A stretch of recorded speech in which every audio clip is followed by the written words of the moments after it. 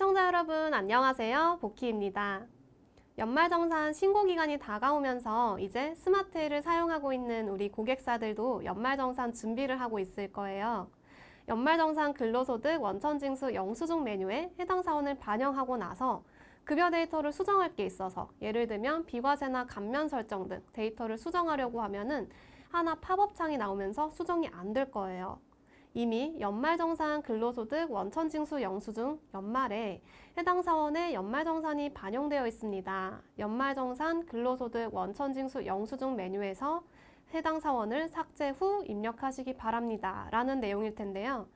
이렇게 연말정산 메뉴에 해당 사원이 반영되면은 급여 자료를 수정할 수가 없기 때문에 연말정산 작업 전에는 사원들의 급여가 확정되어 있으면 정말 좋겠죠.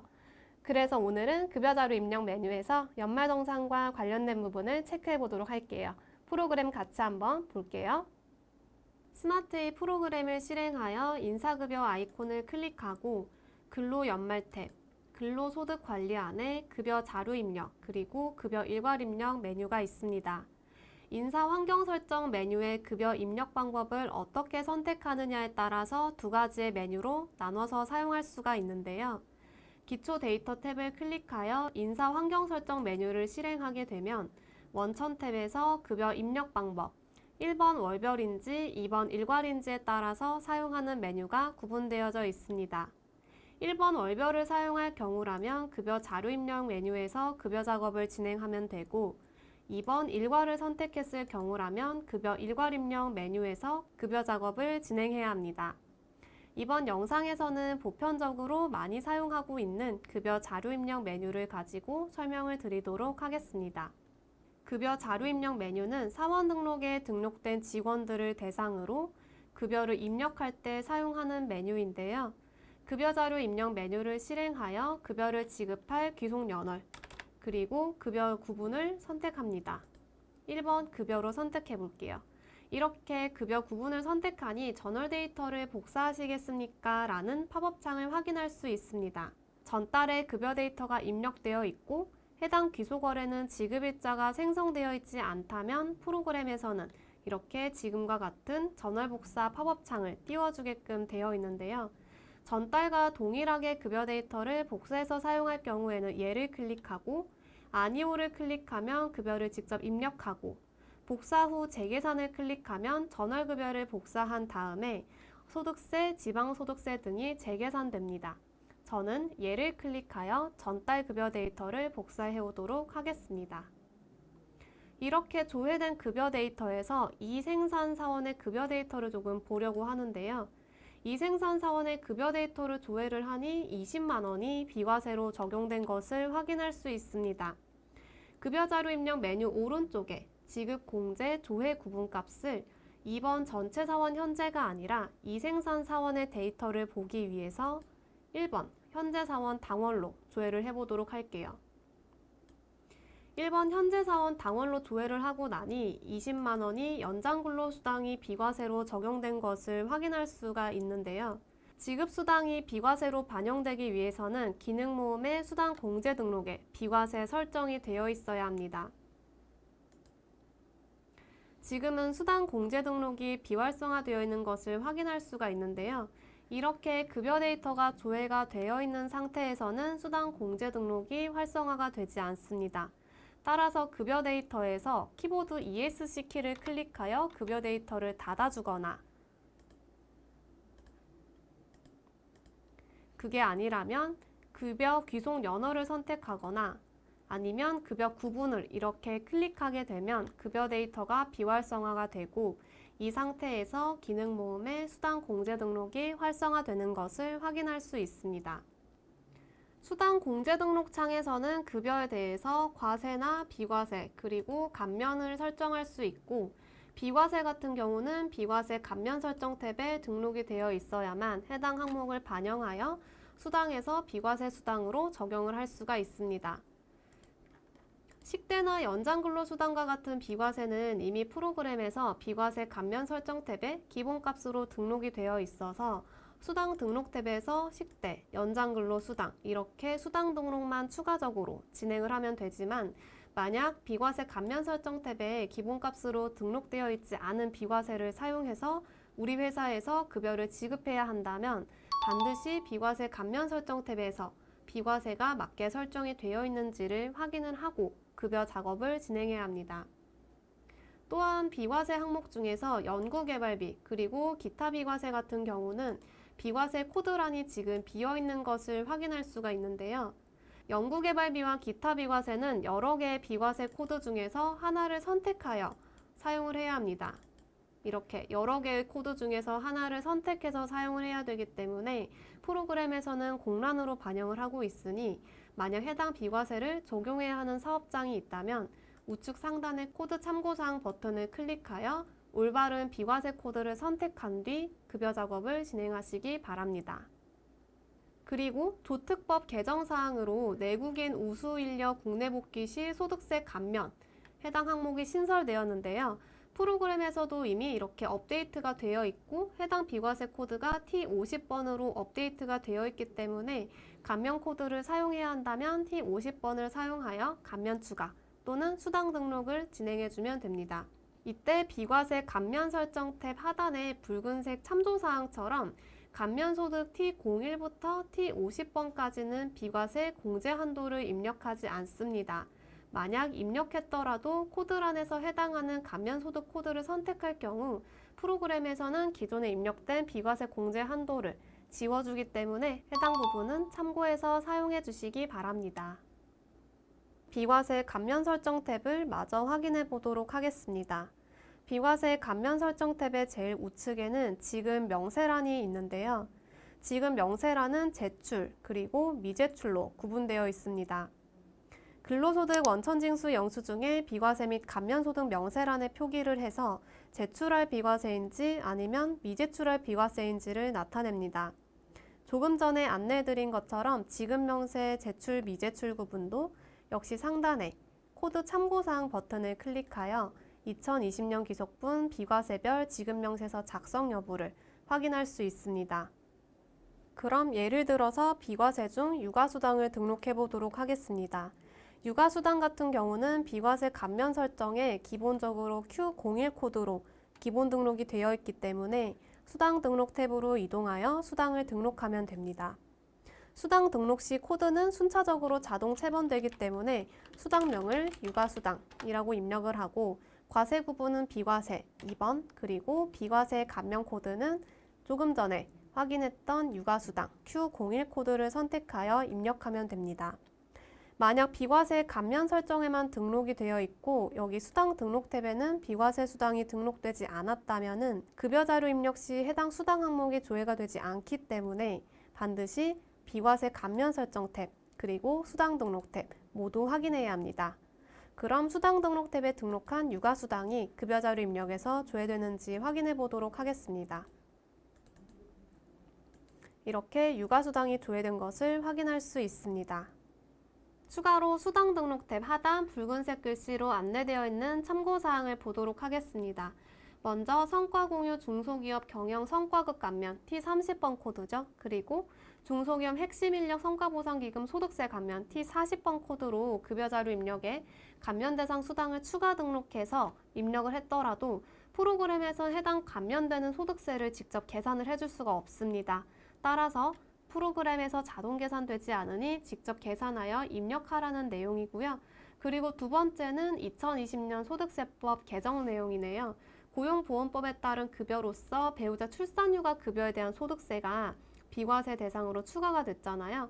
그러므로 배우자 출산휴가 급여를 받는 소득자가 우리 사업장에 있다고 한다면 우측 상단의 코드 참고사항 버튼을 클릭하여 비과세 코드 203번이겠죠. 고용보험법에 따라 받는 배우자 출산휴가 급여 등 그래서 203번을 확인하고 비과세 감면 설정 탭에서 배우자 출산휴가로 203번을 반영하여 비과세 코드를 선택을 해주고 그리고 수당 등록 탭으로 이동해서 해당 수당을 추가 등록하여 사용해 주시기 바랍니다.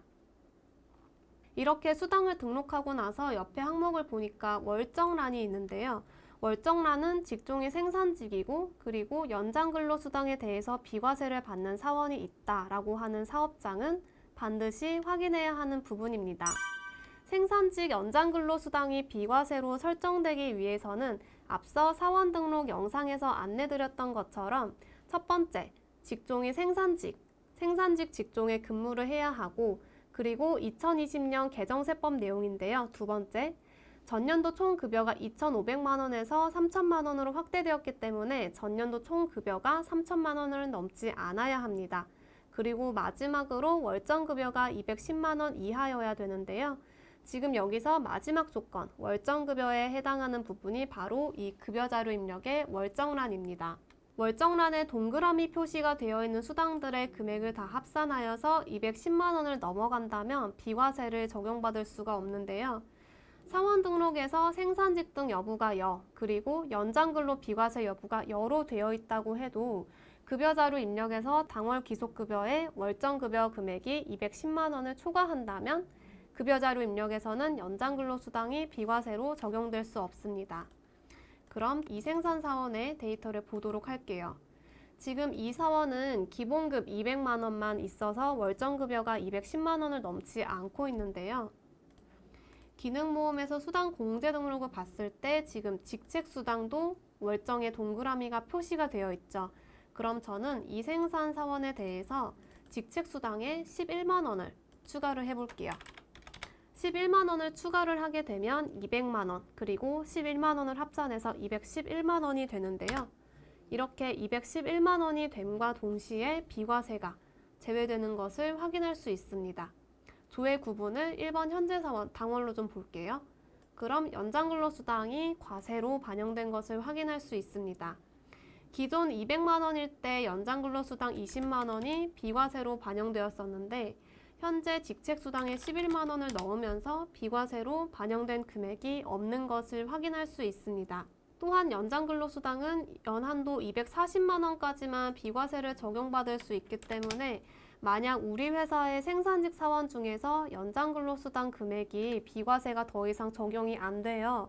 사원 등록에서 연장근로수당 여부도 여로 되어 있고 생산직 여부도 여로 되어 있고 급여자료 입력에서 월정급여가 210만 원을 넘지 않는데도 비과세가 적용이 되지 않는다라고 한다면 소득자별 근로소득 원천징수부 메뉴를 실행하여 해당 사원의 비과세, 생산직 연장근로수당 비과세 금액이 240만 원까지 모두 한도를 다 받은 것은 아닌지를 확인하시기 바랍니다. 추가로 만약 광산업에 종사하고 있는 사원이 있다고 한다면 우리 사원 등록 메뉴에서 연장근로 비과세 여부를 클릭하게 되면 2번 광산이라는 값이 있는데요. 여기서 2번 광산을 선택하게 된다면 연한도 240만 원 이렇게 제한이 있는 게 아니라 전액 비과세로 적용되기 때문에 광산업에 종사하고 있는 사원이 있을 경우에는 사원 등록에서 연장근로 비과세 여부를 2번 광산을 선택하여 전액 비과세를 반영할 수 있습니다. 이때 월정 여부 선택 시 유의사항이 있는데요. 급여자료 입력 하단 메시지를 보게 되면 식대 그리고 자가운전 등 비과세되는 수당 중 실비 변상이 아닌 수당만 월정액에 포함된다는 내용이고요. 수당별 실비 변상 여부는 프로그램에서 판단을 할 수 없기 때문에 사용자가 직접 판단을 하여 여인지 부인지를 확인하여 월정에 포함을 할지 포함을 안 할지를 선택을 하여 사용을 할 수가 있습니다. 단 연장근로수당, 이 연장근로수당에 대해서는 직접 여부값을 선택을 할 수 없습니다. 연장근로수당은 연장근로수당을 제외한 다른 수당에 따라 비과세 또는 과세로 계산되기 때문에 월정액을 선택할 수 없는 점 참고해 주시기 바랍니다. 다음으로는 국외근로수당에 대해서 알아보도록 하겠습니다. 국외근로수당에 대한 기본 설정은 사원 등록에서 국외근로 적용 여부값을 설정하면 되는데요. 이때 국외근로수당은 100만 원 비과세와 300만 원 비과세로 나눠져 있는 것을 확인할 수 있습니다. 원양어업 선박이나 국외 등의 건설 현장에서 설계 및 감리 업무를 한다면 월 300만 원 이내의 금액을 비과세로 적용받을 수가 있는데요. 그럼 프로그램에서 설정하는 방법을 알아보도록 하겠습니다. 사원 등록 메뉴를 실행하고 국외근로 적용 여부값이 100만 원인 사원 그리고 300만 원인 사원을 각각 설정해 보도록 할게요. 다니엘에 대해서는 국외근로 적용 여부값을 1번 100만 원 비과세 그리고 찰스라는 사원에 대해서는 2번 300만 원 비과세로 설정을 했죠. 그리고 급여자료 입력 메뉴에서 두 사람에게 해당하는 비과세 수당을 조금 등록을 해보도록 할게요. 수당 공제 등록을 클릭하여 국외근로 100만 원, 과세 구분은 비과세, 그리고 근로소득 유형에는 국외 등 건설 지원 M01 코드를 선택하면 되겠고요. 이렇게 M01 코드, 그리고 마찬가지로 300만 원 비과세는 아까 전에 원양업 선박이나 그리고 건설 설계 감리직 업무가 포함된다고 했으니까 M02 코드를 선택하여 입력을 합니다. 그리고 12월 급여 데이터를 조회를 해보면 다니엘. 그런데 다니엘에 대해서도 지금 찰스에 대해서도 어느 누구에 대해서도 조금 전에 등록했던 국외근로 수당이 조회되지 않고 있는데요. 국외근로 적용 여부가 급여자료 입력이 생성되고 나서 사원 등록에서 변경을 했기 때문에 해당 사원에 대해서 재계산을 해줘야 합니다. 저는 전체 사원에 대해서 사원 정보 변경만 해보도록 할게요. 그랬더니 김하나, 박둘이 지금 동일하게 급여 항목에 국외근로 수당이 조회되지 않고 있는데요. 국외근로 적용 여부를 설정했던 다니엘을 클릭하게 되면 급여 항목에 국외근로 100만 원이 조회되는 것을 확인할 수 있고, 마찬가지로 찰스를 클릭하면 급여 항목에 국외근로 300만 원 항목이 조회가 됩니다. 이렇게 국외근로 적용 여부는 사원 등록에서 설정했던 100만 원, 300만 원 각각 비과세 값이랑 급여자료 입력에서 수당 공제 등록에서 설정했던 코드가 서로 맞물려야만 조회가 되기 때문에 국외근로 수당에 대해 비과세를 설정할 경우 사원 등록 그리고 급여자료 입력 이렇게 두 가지 메뉴를 모두 확인해 주시기 바랍니다. 다음으로 중소기업 취업 감면에 대해서 알아보도록 하겠습니다. 중소기업 취업자에 대한 소득세 감면 제도는 조특법 제30조에 따라서 15세 이상 34세 이하의 청년, 그리고 60세 이상의 고령자, 장애인 및 경력 단절 여성이 취업일로부터 5년간 중소기업체로부터 받는 근로소득에 대해서 70%, 그리고 청년의 경우에는 90%를 연한도 150만 원 이내에서 소득세를 감면받을 수 있는 제도인데요. 조건에 해당한다고 모두 감면을 받을 수 있는 건 아니고요. 감면을 받으려는 대상자는 중소기업 취업자 소득세 감면 신청서 등을 첨부하여 회사에 제출을 해야 되고, 작년에 세법 개정으로 인해서 관할 세무서에 직접 신청도 가능해졌습니다. 만약 사내에서 감면을 받으려는 대상자가 있다고 하면 회사에서는 중소기업 취업자 소득세 감면 대상 명세서라는 서식을 작성해서 관할 세무서장에게 제출을 해야 합니다. 우리 회사가 중소기업 취업 감면을 받는 대상 업체라는 가정하에 스마트이 프로그램에서 설정하는 법을 알려드리도록 할게요. 먼저 사원 등록 메뉴를 실행해 볼게요. 인사관리 안에 있는 사원 등록 메뉴를 실행해서 기능 모음 버튼을 클릭하고 중소기업 취업 감면 대상 기업 설정을 1번 여로 변경을 합니다.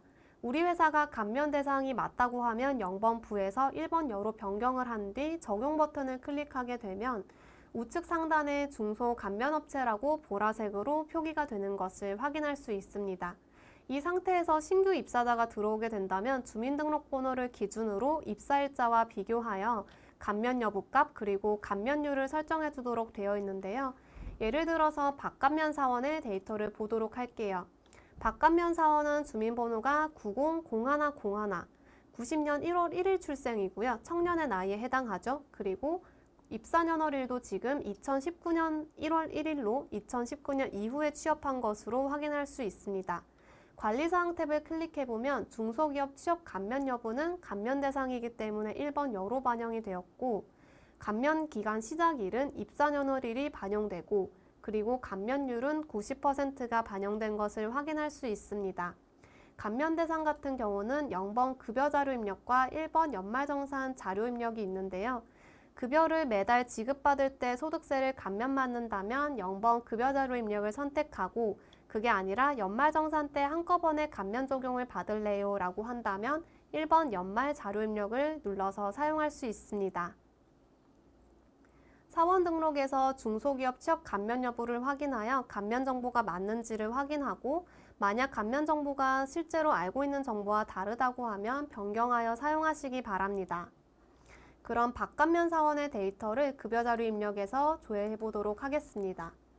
12월에 박감면 사원의 데이터를 조회해보면 옆에 감면율에 지금 전혀 기재된 사항도 없고요. 그리고 기본급 240만 원에 대해서 소득세가 감면된 금액인지를 확인해 보도록 할게요. 홈택스 근로소득 간이세액 조견표에서 240만 원. 그리고 부양가족 명세는 부양가족이 없었기 때문에 본인 한 명만 포함해서 조회를 해보도록 하겠습니다. 조회를 하게 되니 33,570원은 전혀 감면이 되지 않은 100% 금액인 것을 확인할 수가 있는데요. 그럼 스마트A에서 사원 등록 데이터를 변경했기 때문에 재계산 버튼을 클릭하고 저는 소득세 재계산과 사원 정보 변경을 클릭하여 감면세액을 반영해 보도록 하겠습니다. 박감면 사원에 대해서 감면율이 공란이었던 데이터가 90%로 반영된 것을 확인할 수 있고 마찬가지로 소득세도 3,350원으로 감면율이 적용된 것을 확인할 수 있습니다. 만약 급여 데이터가 입력된 상태에서 사원 등록의 데이터를 변경했다고 하면 급여 자료 입력 메뉴에서는 임의로 데이터가 수정이 될 수 없기 때문에 조금 전에 작업한 방법대로 재계산 버튼을 클릭하여 현재 사원에 대한 사원 정보 변경을 해야 합니다. 만약 소득세나 지방소득세도 같이 변경이 되길 원한다면 소득세 재계산에도 체크하여 사용할 수가 있습니다. 그리고 감면을 받는 사원인데 급여 자료 입력에 감면율도 표기가 되어 있는데 소득세가 감면이 되지 않는다라고 한다면 생산직 연장근로수당 비과세와 마찬가지로 소득자별 근로소득 원천징수부 메뉴를 실행하여 150만 원 한도 내에서 모두 감면을 받은 것은 아닌지 확인하시기 바랍니다. 그럼 이번에는 외국인 단일세율을 알아보도록 하겠습니다. 외국인 근로자의 경우 사원 등록에서 단일세율 적용 여부를 선택할 수 있습니다. 단일세율 적용 여부란은 내 외국인 구분값이 외국인인 경우에만 활성화가 됩니다. 단일세율 적용 여부를 1번 열을 선택한 외국인 근로자는 연말정산 시 근로소득의 19%로 계산된 금액을 납부세액으로 하여 분리과세되며 단일세율 적용을 신청하지 않은 외국인 근로자는 국내 근로자와 동일하게 연말정산을 합니다. 단일세율을 적용하는 외국인은 급여 금액에 건강보험료, 고용보험료, 장기요양보험료, 사회보험료 회사사업자 부담금 금액의 19%를 계산한 금액이 소득세로 반영됩니다. 이때 건강보험료는 사업자와 근로자가 반반 부담하지만 외국인 단일세율자가 고용보험의 직업능력 개발사업 또는 고용안정사업의 회사부담금을 포함하여 소득세를 계산할 경우에는 별도로 설정해야 할 옵션이 있습니다. 먼저 인사급여에서 기초데이터 탭에서 사회보험 기초코드 등록 메뉴를 실행해 보도록 할게요. 고용보험을 클릭하고 동그라미 1번 직업능력 개발사업 보험료율 적용 선택을 선택하고 동그라미 2번 고용안정사업 보험료율도 해당한다면 선택합니다. 그리고 다시 급여자료 입력 메뉴에서 기능모음 버튼을 클릭하여 수당 공제등록에서 공제등록 탭 그리고 단일세율 고용보험이라는 항목을 등록을 하고 공제소득 유형을 6번 외국인 단일세율 고용보험을 선택합니다.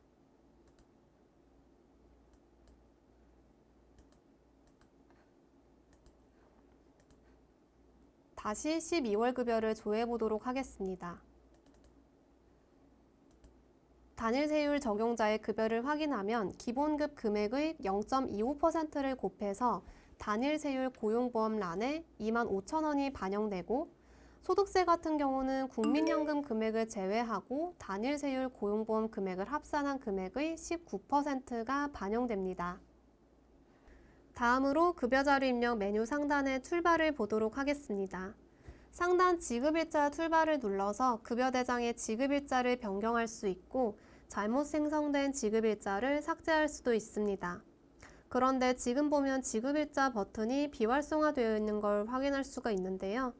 지급일자 버튼을 활성화하기 위해서는 기능모음 수당 공제 등록과 똑같습니다.